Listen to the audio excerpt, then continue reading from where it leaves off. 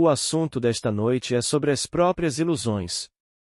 Purificado pela morte de suas ilusões.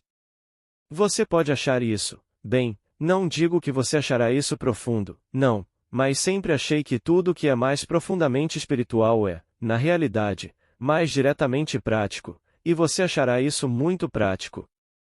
Mas isso nos leva a outras áreas. Possivelmente a maior. Se eu pudesse escolher entre as bem-aventuranças, escolheria a sexta, se pudesse escolher. Mas parece arrogante da parte de alguém escolher entre as grandes bem-aventuranças. A sexta bem-aventurança é: bem-aventurados os puros de coração, porque verão a Deus. Mateus 5 versículo 8. Esta é uma afirmação profunda porque o homem se torna aquilo que vê, e nenhum homem se torna Deus até que possa ver Deus. É Deus e somente Deus quem se revela para que o homem possa vê-lo. Mas é uma expansão eterna da revelação, como nos é dito tão claramente na carta de Paulo aos Coríntios, capítulo 3 de 2 Coríntios. E todos nós, com o rosto descoberto, contemplando a glória do Senhor, estamos sendo transformados em sua semelhança de um grau de glória para outro, porque isto vem do Senhor que é o Espírito. Versículo 18. Então ele se revela em nossa presença, e nós naquele momento, somos transformados na imagem daquilo que contemplamos. Invariavelmente nos tornamos aquilo que contemplamos.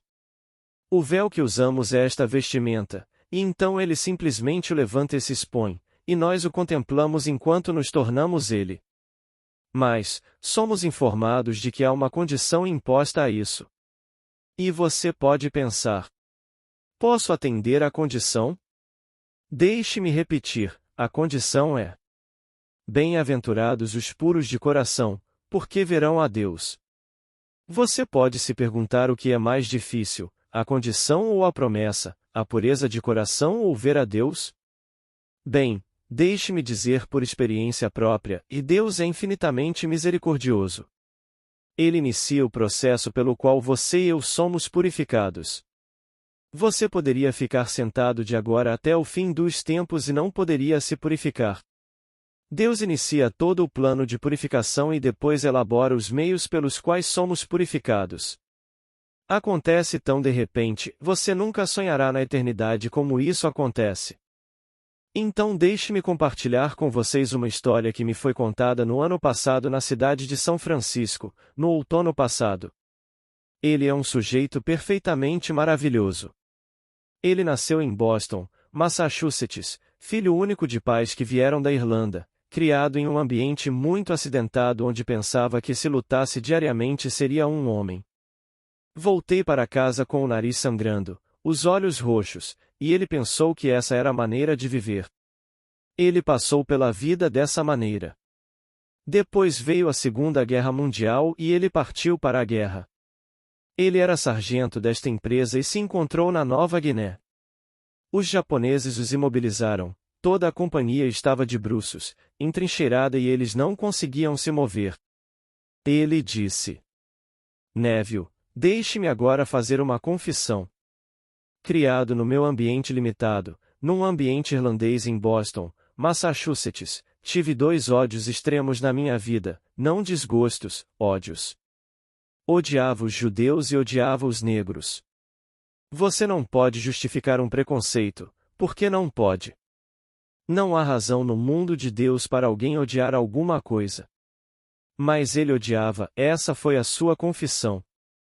Ele disse: Eu, como sargento, dei a esse judeu, que era soldado raso, todas as coisas sujas do mundo para fazer quando eu era seu superior. E aqui estamos, agora, encurralados na Nova Guiné pelo fogo das metralhadoras japonesas. Não podíamos nos mover. Se eu mal levantasse a cabeça, sentiria no meu capacete de aço as balas ricocheteando no meu capacete. Você não conseguia se mexer, eles nos prenderam completamente. E este judeu à minha esquerda me disse: Sargento, você tem granadas de mão? E eu disse que sim, e soltei 3 do meu cinto e pude levá-los até ele sem ser detectado. E esse judeu deu um pulo de repente e destruiu completamente todo o ninho de atiradores japoneses com suas metralhadoras. Ele foi gravemente ferido, mas não foi mortal. Naquele exato momento, superei todos os meus preconceitos em relação ao judeu. Todos os muros de Jericó desabaram, todos esses males antigos em mim ruíram. E então entendi aquela afirmação que tinha lido, mas não a entendia antes, e você vê esses edifícios e fica tão orgulhoso deles, assim como eu estava orgulhoso dos meus preconceitos. Eu era irlandês e católico, melhor do que qualquer outra religião no mundo, melhor do que qualquer pessoa no mundo, e todas essas eram coisas que eu odiava. E então, de repente, lembrei-me desta afirmação: você vê esses edifícios? Não ficará pedra sobre pedra que não seja derrubada. Mateus 24 versículo 2. E o antigo preconceito, o antigo mal, desmoronou dentro de mim, e eu não só não odiei os judeus, como os amei. Então, quando voltei para este país e trabalhei em uma posição em que tinha meu próprio negócio de alvenaria, tijolos, argamassa, tudo o que era necessário para a construção de um prédio usando a alvenaria que forneci em São Francisco, e o judeu obteve o primeiro chance em qualquer emprego disponível. Então aconteceu algo que aparentemente aconteceu por acidente, alguma explosão aconteceu na fábrica e eu estou queimando. Meu corpo está em chamas, meu macacão está queimando e todos os caucasianos do lugar não correram para me salvar. Um negro correu, me jogou no chão, me rolou e apagou, queimando-se no processo. Eu estava aceso, queimando, mas ele estava queimado. Naquele exato momento, meu ódio se transformou em amor. Então, hoje, no meu negócio em São Francisco, se você quiser um emprego, primeiro deve ser judeu ou negro. Meu ódio se transformou em amor. Pois eu não poderia ter planejado isso, não poderia ter planejado isso. Aconteceu que aconteceu assim. Bem, vou lhe dizer, aconteceu assim porque Deus planejou assim. Deus se tornou homem para que o homem se tornasse Deus. Não há nada além de Deus neste mundo. E então, quando você se senta aí esta noite e diz eu sou, esse é o nome dele. Esse é o seu grande nome, o seu único nome. Então, eu sou o quê? Eu sou preconceituoso? Tudo bem, esse é o muro que ele vai derrubar. Tenho preconceito contra isso, aquilo ou aquilo. Ele vai derrubá-lo. À medida que ele o desce, ele se revela em um certo nível, e levanta o seu véu, e você o contempla, e você se torna o que vê. Assim, como nos é dito, e todos nós, com o rosto descoberto, contemplando a glória do Senhor, somos transformados à sua semelhança de um grau de glória para outro, porque isto é pelo Espírito do Senhor que é o Espírito. E então, não planeje, isso vai acontecer. Se esta noite você é preconceituoso, posso lhe dizer, você não está fora da salvação. Deus planejou o caminho da salvação para você e o colocará em uma situação como esta.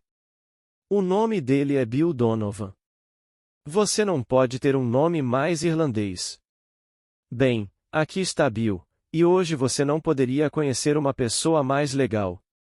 Mas para mostrar como ele estava realmente procurando por Deus, quando veio para o Ocidente ele se tornou alcoólatra, com todos os seus preconceitos, ficou alcoólatra, completamente cego. Ele estava procurando pelo Espírito e viu o falso Espírito na forma de álcool. Ele não sabia disso. E então ele se juntou a AA, e nos últimos 12 anos Bill não tocou em uma gota.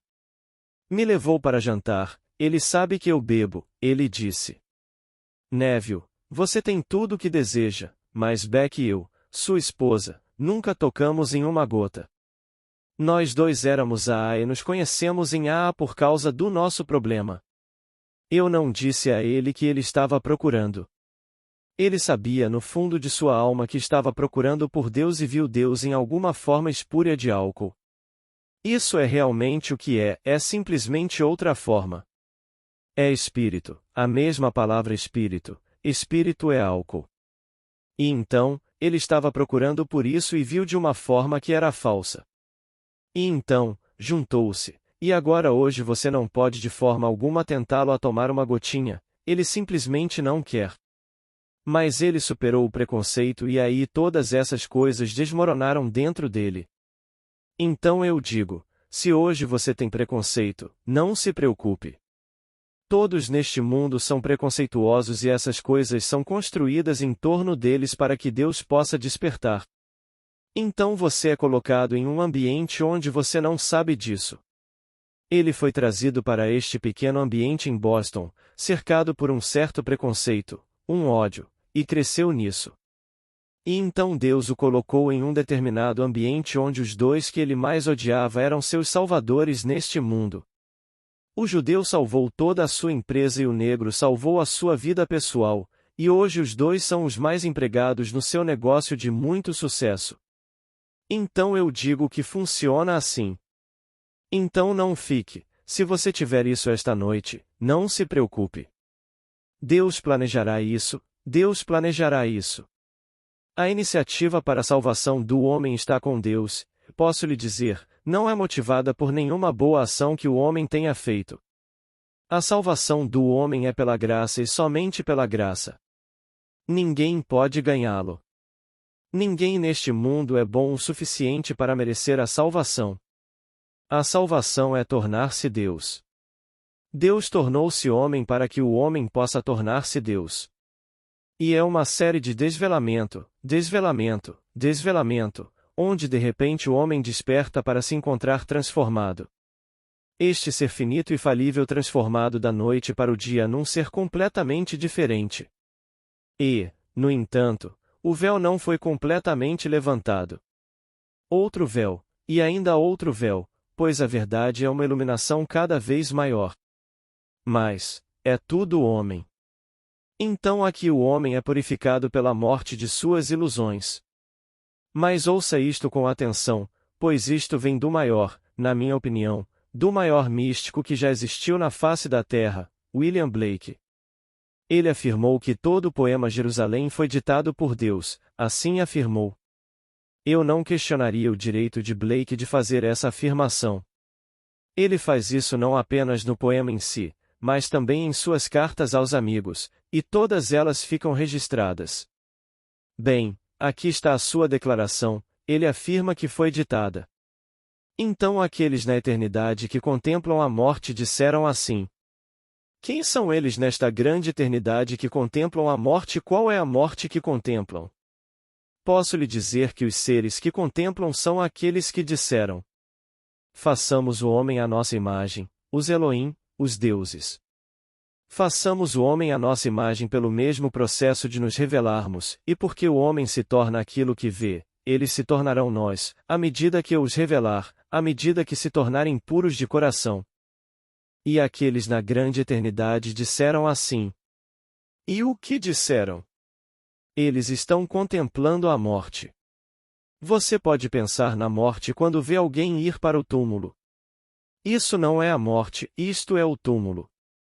Todos sentados aqui parecem tão animados, tão vivos, estes são os sepulcros de Deus. Deus está sepultado em cada filho nascido de mulher, e esse é o túmulo que estes na grande eternidade contemplam. E aqueles na grande eternidade que contemplam a morte disseram assim. Agora ouça com atenção, o que eles disseram. O que parece ser, para aqueles a quem parece ser, e produz as consequências mais terríveis para aqueles a quem parece ser, até mesmo de tormentos, desespero e morte eterna, mas a misericórdia divina vai além e redime o homem no corpo de Jesus. E então toda a visão retorna à sua perfeição. Comprimento, largura e altura assumem a visão divina original. Volte à afirmação que ele está dizendo agora. O que ele disse? O que parece ser? Para Bill Donovan, parecia que um judeu era um cobarde e provou ser o mais corajoso de todos na Nova Guiné. Para Bill Donovan, o que parecia ser, para aqueles a quem parecia ser. O negro estava abaixo dele em coragem, e em inteligência, e em tudo, e ele era seu salvador. Quando nenhum homem branco veio salvá-lo, o negro avançou, jogou-o no chão e rolou-o, queimando-se no processo, e salvou-o. E ele superou naquele exato momento todo o ódio. Então volte. O que parece ser, é. O que parece ser, é. Para aqueles a quem parece ser, e produz as consequências mais terríveis para aqueles a quem parece ser, até mesmo de tormento. Isso não foi um tormento? Um homem que vive com preconceito, não fica atormentado? Qualquer pessoa neste mundo com preconceito não está mesmo vivendo no inferno. E ele não se desespera, não consegue sair dessa. E é a morte eterna. E eles estão contemplando esta morte eterna. Mas, e este é o nosso grande conforto, a misericórdia divina vai além e redime o homem no corpo de Jesus.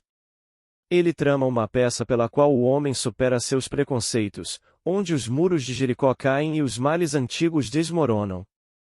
E de repente, ele pode desvendar você. E nesse momento ele desvenda você. Você vê aquele que o desvenda, e você se torna o que vê, um degrau acima. E então outra peça, e ainda outra peça, e continuaremos para sempre nos tornando Deus, pois Deus realmente se limitou ao homem, ele se tornou homem para que o homem se tornasse Deus. Portanto, todos nós neste mundo somos um, há apenas um. Só existe um Deus, não existem dois deuses. Como nos é dito em Zacarias. E o Senhor será rei sobre toda a terra, naquele dia o seu nome será um, e o Senhor será um, apenas um. E ele estabeleceu a única maneira neste mundo pela qual poderia revelar a unidade de todos nós. Só há uma maneira de ele revelar que você e eu somos um. Eu respondo pelo nome de Neville. Você diz Neville e eu direi que sim. Então, de repente, eu digo Charlie a alguém presente, Charlie, você dirá, sim, estou aqui. E parecemos tão diferentes, tão distintos, e nós somos únicos aos olhos de Deus como visões separadas de Deus. E ainda assim eu lhe digo que somos um, na verdade somos um, porque todos estamos sendo revelados como Deus. Deus só tem um filho, um só filho, e o nome desse filho é Davi. No momento da revelação ele revela Davi, e então você vê a relação entre você e Davi. E você olha bem nos olhos de Davi e ele te chama de pai, e você sabe, não há dúvida em sua mente sobre esse relacionamento, somos pai e filho. Você volta às escrituras antigas e lê que tu és meu filho, hoje eu te gerei. Salmo 2 versículo 7. É para Davi que essas palavras são ditas. E você sabe no fundo da sua alma que cada ser neste mundo um dia será revelado na presença de Davi, e Davi o chamará de pai. Se Davi te chama de pai, e ele já me chamou de pai, não somos um? Não há nenhuma maneira no mundo pela qual Deus poderia revelar a unidade da humanidade, exceto através de um filho. E assim, Deus amou o mundo de tal maneira que deu o seu Filho unigênito, não para caminhar comigo como amigo, mas para me revelar a mim mesmo. João 3 versículo 16. Deus está se revelando em nós. Pois façamos o homem à nossa imagem. Se eu sou a imagem dele sou ele, então sou o pai de seu filho. Ele não pode me tornar menos se cumprir seu propósito, e é o propósito de Deus entregar-se ao homem, e entregar-se tão completamente ao homem que não há ninguém no mundo, apenas Deus e aquele homem. E finalmente só aquele homem. Deus completou o dom e ele é Deus. Então Deus se torna homem para que o homem possa se tornar Deus, e esse é o processo de revelação. E a única maneira no mundo pela qual ele pode revelar o dom é através do seu Filho. Assim nos é dito. Ninguém sabe quem é o Filho, exceto o Pai, e ninguém sabe quem é o Pai, exceto o Filho e aquele a quem o Filho decidir revelá-lo. Mateus 11 versículo 27. Assim, quando o Filho escolhe revelar-se, a relação é filho-pai. Isso acontecerá com todos os seres deste mundo. Então, até que isso aconteça, temos os nossos preconceitos, temos as nossas superstições, temos os nossos grandes edifícios e estamos muito orgulhosos dos edifícios. Mas Deus vê o coração. Então, bem-aventurados os puros de coração, porque verão a Deus. Consideramos um homem por causa de sua grandeza neste mundo, ele pode ser um soldado muito bom, um banqueiro muito bom, um cientista muito bom, um artista muito bom e você pode citar qualquer coisa neste mundo, e ele não precisa ser um bom homem. Bem, Deus não está vendo o símbolo de status do lado de fora, com as medalhas em você porque você é um bom cientista, e talvez você ganhe o prêmio este ano e receba $50.000 de alguma grande fundação, e o mundo saudará porque você apareceu aos olhos do mundo como um grande e bom cientista. Mas Deus não vê as aparências externas, Deus vê apenas o coração. Como nos é dito no capítulo 16 do livro de Samuel, 1 Samuel, e eles trouxeram diante do profeta o primeiro filho de Jessé. E disse consigo: certamente este é o ungido do Senhor, olha a altura dele, olha a beleza, a grandeza deste homem. Seu nome é Eliabe. Eli significa meu Deus, e Ab é pai. Então meu Deus é pai, e certamente ele é o ungido do Senhor. O Senhor disse ao profeta: eu o rejeitei, pois o Senhor não vê como o homem vê a aparência exterior e Deus vê o coração. Então ele traz outro, eu o rejeitei. Ele traz um terceiro, eu o rejeitei. E ele marcha 7 diante dele, eu os rejeitei. E então vem Davi, ele disse: levante-se e unja-o. Então Davi era ungido. E então entramos no desenrolar da história. Quando Paulo conta a história de Davi, ele disse, ele colocou estas palavras na boca de Deus. Eis aqui um homem segundo o meu coração. Atos 13 versículo 22. Então aqui ele vê um homem segundo o seu coração, e então, você vê Davi, você é ele. Davi é seu filho, mas você é seu pai. Pois ouçam estas palavras, o filho do homem, que se chama filho de Deus. Mas o Filho de Deus também é Deus Filho, não se esqueça disso. O Filho de Deus também é Deus Filho, pois eu e meu Pai somos um. Então ele cria um filho, chamado Davi, e ele é seu filho, portanto, você é o pai dele, e o pai de Davi é Deus. Mas você é aquele que ele tirou da humanidade chamado Davi. Davi simboliza todo o vasto mundo da humanidade, e ele atrai você e se revela, glória após glória, após glória. É ele mesmo sendo revelado. Então, quando você é trazido para fora, você é o Filho de Deus. Agora ouça as palavras. Eu levantarei depois de você o seu filho, que sairá do seu corpo. Eu serei seu pai, e ele será meu filho. 2 Samuel 7 versículo 12. Então você é gerado como filho de Deus, pois o Filho de Deus é também Deus Filho. Eu e meu Pai somos um. Embora meu Pai seja maior do que eu. João 10 versículo 29,30. Pois a coisa simbolizada neste mundo é maior que o símbolo.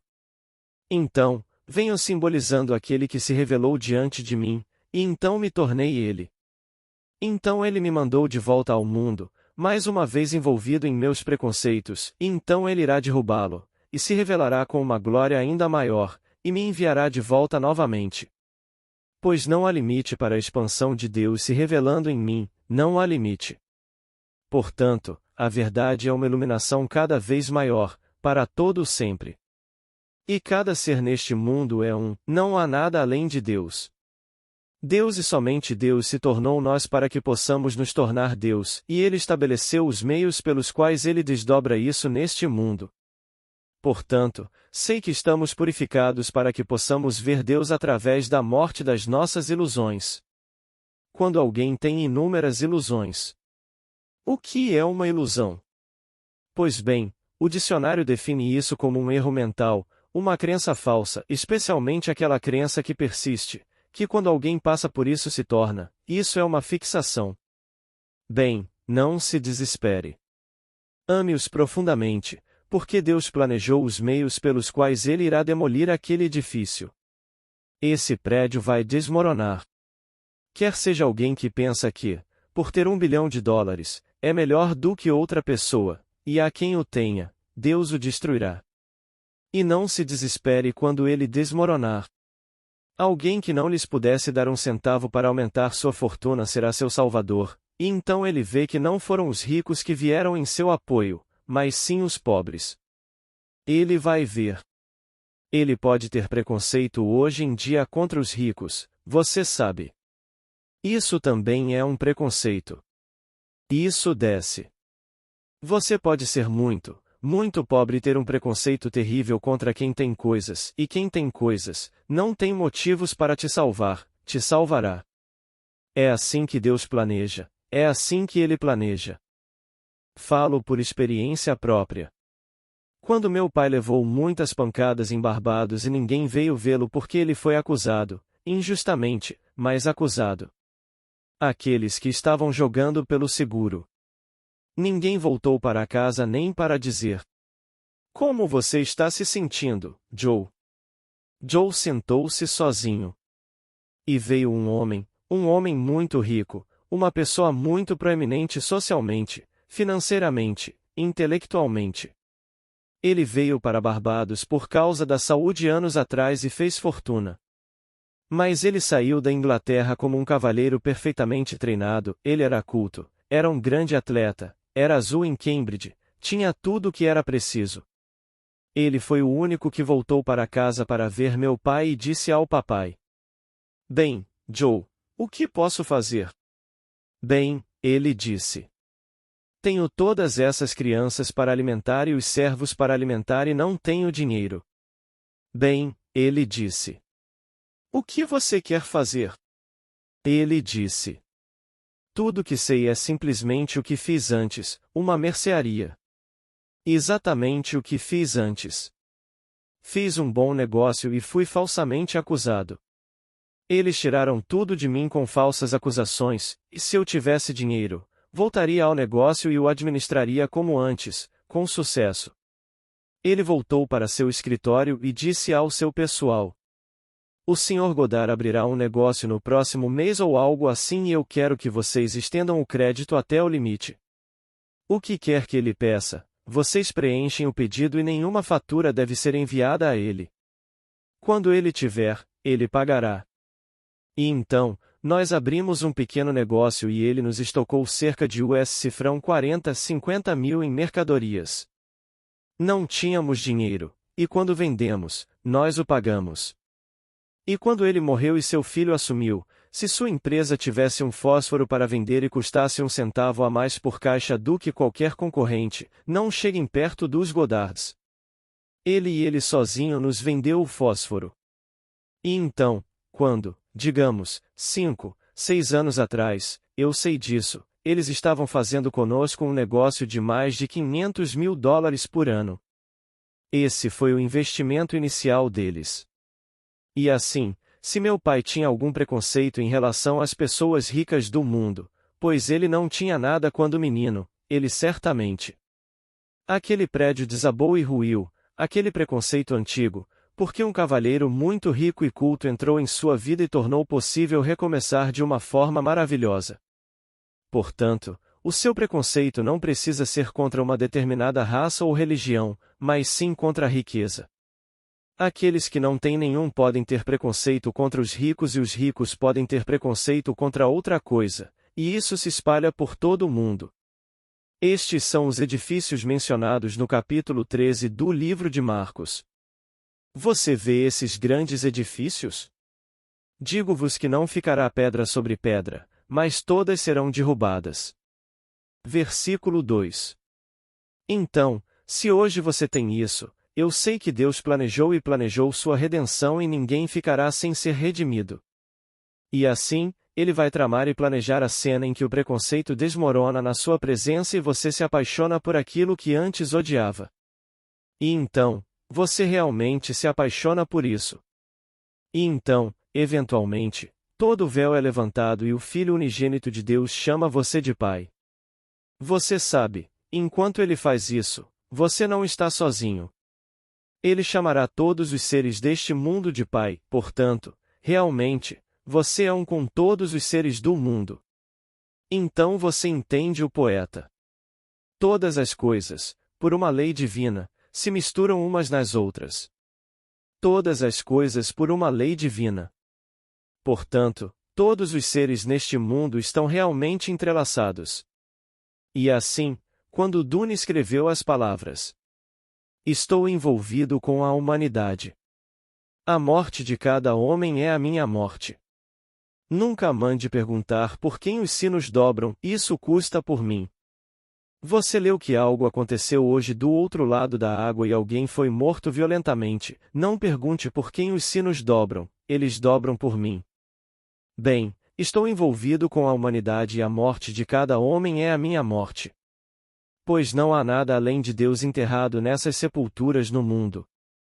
Então, aqueles na grande eternidade que contemplam a morte disseram assim, e ouçam porque funciona da maneira mais prática neste nível. O que parece ser, para aqueles a quem parece ser, e é produtivo das consequências mais terríveis para aqueles a quem parece ser, até mesmo de tormentos, desespero e morte eterna. Vamos parar com isso agora.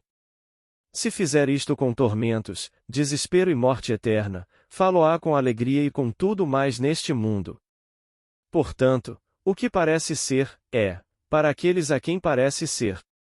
Eu me pergunto como seria a sensação se eu fosse o homem que quero ser? Suponha agora que eu tinha, e eu digo, um número X de dólares por ano. E eu digo, sendo todas as coisas relativas, suponha agora que eu peguei apenas um valor externo, eu tinha $35.000 por ano.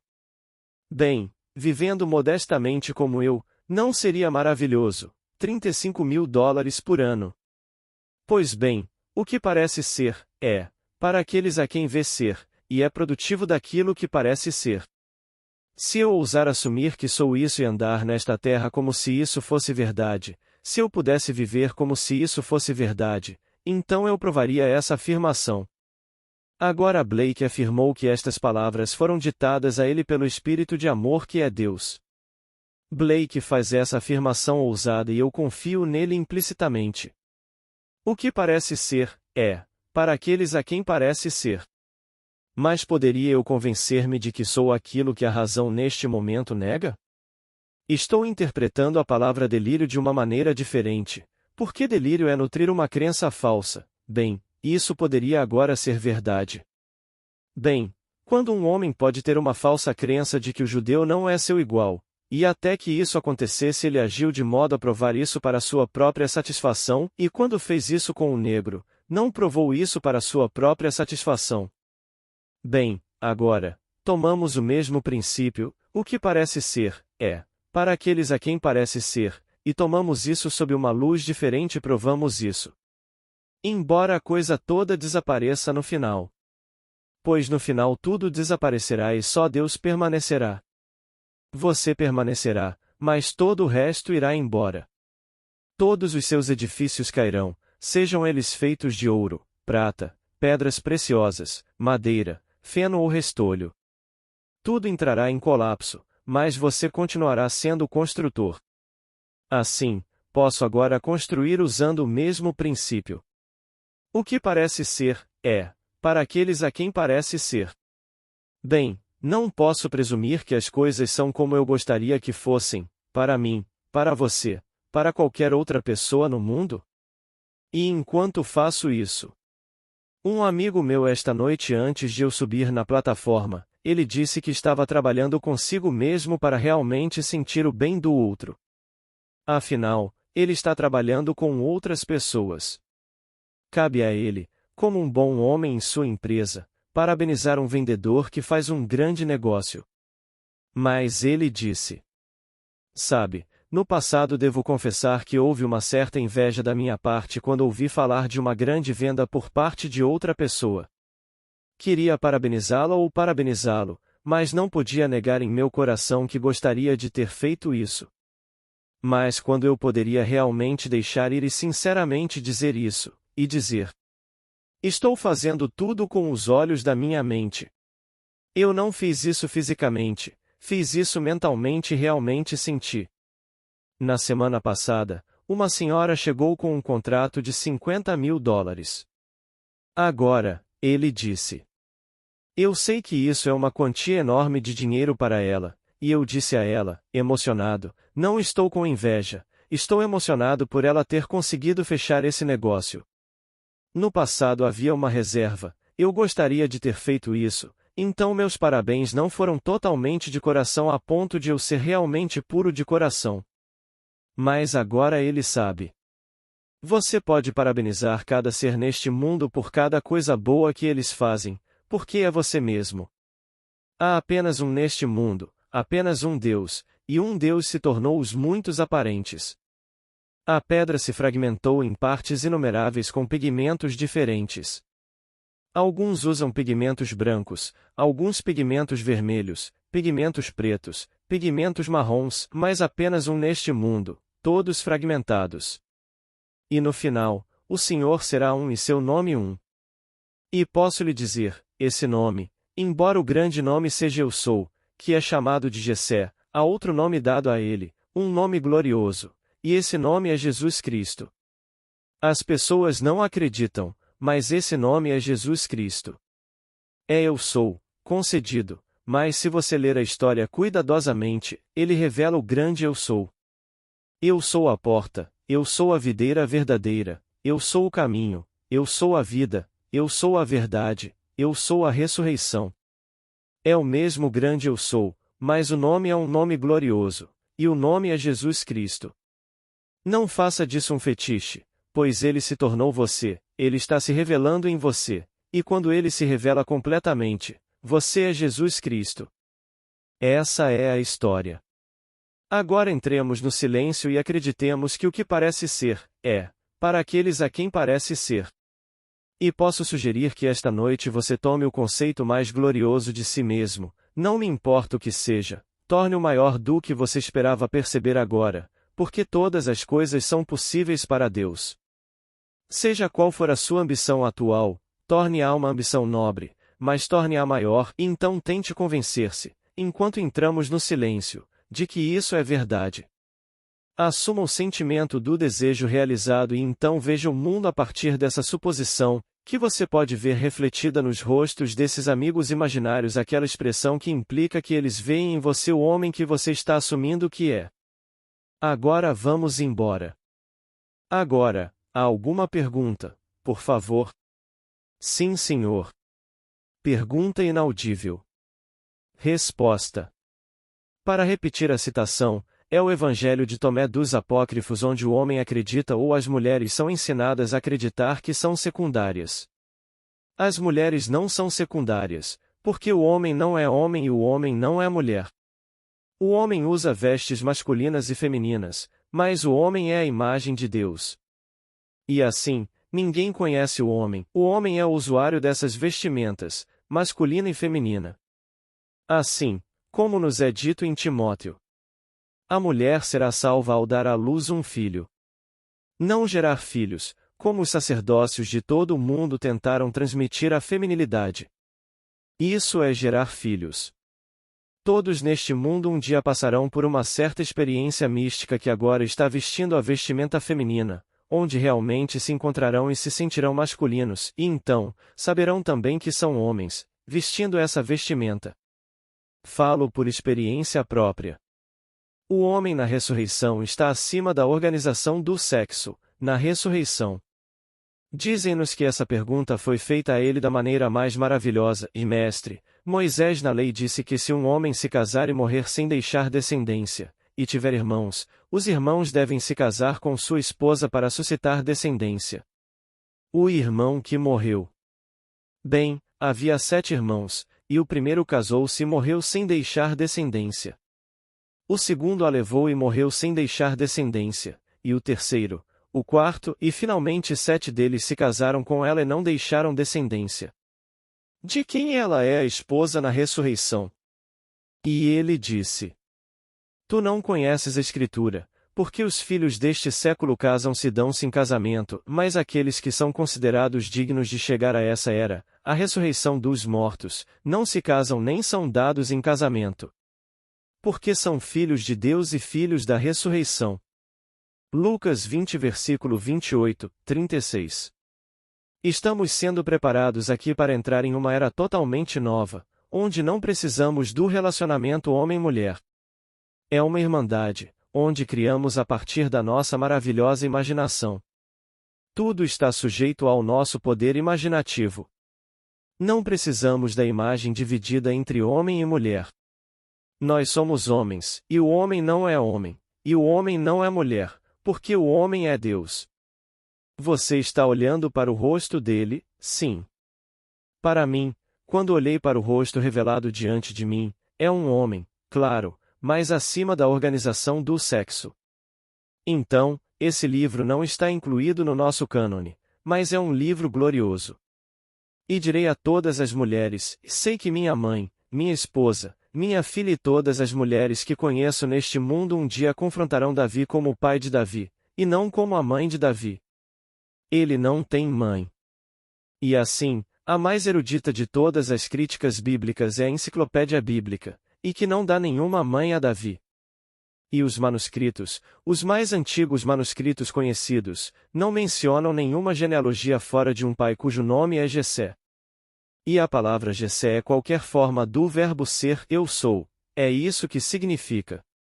Então, de quem você é filho?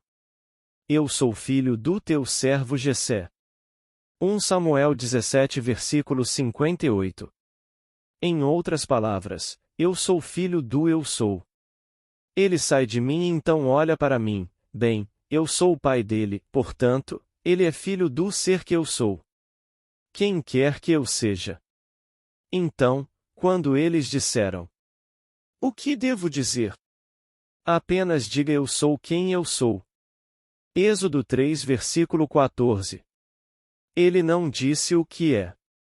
Eu sou o que sou o que serei. Então ele se volta para mim e me chama de pai, e então ele é filho do ser que eu sou, seja ele qual for. Então esse é o nome. Nenhuma mãe, apenas o pai. Assim, cada ser neste mundo, homem ou mulher, um dia terá a experiência, a emoção das emoções, de ser chamado de pai pelo Filho unigênito de Deus. Salmo 2 versículo 7. E então ele saberá que ele é Deus. Não há outra maneira de saber que ele é Deus, a menos que o Filho o revele, pois ninguém conhecerá o Pai a menos que o Filho o revele. Então ele nos diz no capítulo 14 de João: ninguém vem ao Pai senão por mim. Alguma outra dúvida, por favor? Pergunta. Sua ideia então é que a purificação consiste em livrar-se das ilusões? Resposta. Sim, sim senhor, definitivamente. E ainda assim, como eu disse, se for algo muito difícil, não se desespere. Deus planejou e planejou a forma como esse edifício, esse antigo preconceito, irá desmoronar. Ele colocará você na posição em que aquele que representa esse preconceito será o seu salvador, como foi o caso do meu amigo Bill Donovan. E Bill hoje, você não poderia conhecer uma pessoa melhor. Mal dava para acreditar que ele era aquela criatura violenta que lutava por toda Boston, e achava maravilhoso estar sempre lutando, voltando para casa com os olhos roxos e todo tipo de coisa. Ele achava que era assim que alguém deveria viver. Para provar que é um homem, você deve lutar o dia todo, então vá para a rua e lute. Se encontrasse um negro, lutaria; se encontrasse um judeu, lutaria e voltaria para casa, para a mãe, com um olho roxo. Mas ela era tão preconceituosa quanto ele porque eles eram os melhores. Em primeiro lugar, eram irlandeses e católicos. Bem, não há nada melhor no ambiente dos católicos irlandeses, isso faz parte da configuração. Então ele teve que provar a si mesmo que aquele não era realmente o Filho unigênito de Deus. Que todos são. E então, essa coisa aconteceu com ele. Mas ele era grande o suficiente para me contar. Durante uma noite em São Francisco, na primavera passada, eu estava falando sobre como o homem supera essas estranhas ilusões e estava usando histórias. Então ele me disse após a reunião: Neville, você está livre para jantar amanhã? Eu disse que janto bem cedo porque pego a plataforma às 7h30. Bem, ele disse. Comerei tão cedo quanto você. Você quer fazer 5? Eu disse sim. Então ele, Beth e eu fomos para um restaurante francês muito adorável, e então ele me contou essa história, me contou uma história perfeitamente maravilhosa. Quando você conhece Bill, você não poderia conhecer uma pessoa mais doce e gentil. A história dele é a que contei aqui outro dia. Ele foi para o México, o barco partiu para o mar e ele encenou a cena como se agora estivesse ancorado em segurança na praia. E então ele mergulhou, bravamente, neste oceano, e aqui ele vai se afogar quando de repente uma onda o levantou, e ele vê um barco que não deveria estar na área com 3 homens a bordo. Ele grita na crista da onda e eles vieram e esse é Bill. Então você vê, todos não são apenas resgatáveis, todos serão redimidos. Eles o pegaram, o levaram para o mar e trouxeram de volta o pequeno barco que estava à deriva. Portanto, esta pureza moral não é sexual, tendo a ver com perfeição moral. Porque a palavra puro na linguagem semítica inclui mente e emoção, e não tem qualquer referência à moralidade sexual ou a qualquer perfeição moral, nenhuma. É um preconceito que Deus está vendo. Porque quem vai estabelecer as bases do que é sexualmente certo? Que pessoa neste mundo ousaria estabelecer-se como critério do que é certo do ponto de vista sexual? Para aqueles que se tornam celibatários, seja porque a natureza os fez assim, ou porque pensaram que poderiam obter o reino dos céus tornando-se emasculados, e há outros que passam por outras formas disso, mas não tem nada a ver com qualquer perfeição moral ou sexual, porque quem vai estabelecer o padrão? Não é nada disso. É essa ilusão estranha e peculiar que é um preconceito, uma ideia fixa e falsa que irá desmoronar. E Deus verá que isso desmoronará. À medida que desmorona, ele se revela. À medida que ele se revela, você se torna aquele que você contempla, então você é mais uma glória. Então leia com atenção no capítulo 3 de 2 Coríntios, acho que é o versículo 18, aquela maravilhosa revelação de Deus, de uma glória a outra. E isso é feito pelo Espírito, para que ninguém possa se gabar, porque é Deus e somente Deus quem trama e planeja tudo. No final, somos todos um. Que peça! Que peça gloriosa! É por isso que o grito no final. Pai, perdoa-lhes, eles não sabem o que fazem. Lucas 23 versículo 32. Eles não sabem porque estamos completamente velados. Mas você pega a história desta noite. O que parece ser, acredite, para aqueles a quem parece ser, quer sejamos preconceituosos ou você sonhe com boa sorte. Você sonha com uma linda fortuna? O que parece ser, acredite. Venho de uma situação em que sou filho de alguém que não tinha 2 centavos para juntar, e 10 filhos para alimentar, e uma esposa, e ele mesmo, e uma sogra, e servos no casa, e não 2 centavos. Mas, o que parece ser, para aqueles a quem parece ser. Então, quando ele morreu, há 5 anos, ele poderia deixar uma grande fortuna para seus filhos. Para que o orador, se assim o desejasse, não precisasse trabalhar, se assim o desejasse. Mas prefiro morrer esta noite do que não fazer o que estou fazendo. No dia em que eu não estiver fazendo o que estou fazendo, não me deixe viver apenas do que ele me deu, deixe-me sair esta noite. Perfeitamente bem, eu sei exatamente para onde estou indo. Mas permanecer aqui só porque tenho dinheiro para comer e vegetar, não quero isso. Quero estar aqui enquanto puder. Mas no dia em que eu não conseguir, deixe-me não vegetar, deixe-me sair deste mundo. Mas ele me deixou tudo o que é preciso para viver graciosamente neste mundo de César sem levantar um dedo. Boa noite. Agradeço a todos que chegaram até aqui. Curtam, comentem e compartilhem nossos áudios para seus familiares e amigos. O gesto de vocês faz toda a diferença. Muito obrigada. Paz e bênçãos na vida de todos.